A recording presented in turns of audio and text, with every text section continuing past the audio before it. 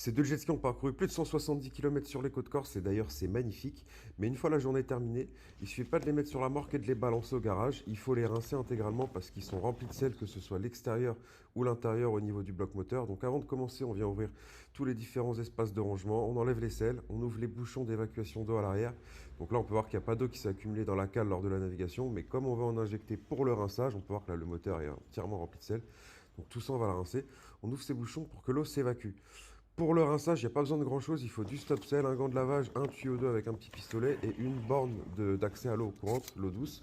Donc là, on l'a à disposition à la cale et une fois qu'on a tout connecté, bah, c'est parti. On vient rincer entièrement le jet, c'est-à-dire l'extérieur, l'intérieur, les endroits un peu inaccessibles comme la colonne, la boîte où vient se loger la clé, toute la cale avec le moteur. Et il ne faut pas avoir peur, c'est fait pour ça, il faut vraiment tout rincer, il faut enlever toutes les traces de sel possibles.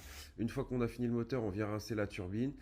Et on va rincer également les internes du moteur. En fait, sur un moteur de jet ski, en tout cas celui-là, le moteur est refroidi par l'eau. C'est-à-dire que l'eau de mer pénètre dans le bloc pour refroidir ce dernier. Donc là, on vient avec le petit automix que vous voyez là, injecter du stop sel. On démarre le moteur, on le connecte et en fait, ça va mélanger le produit stop sel avec l'eau.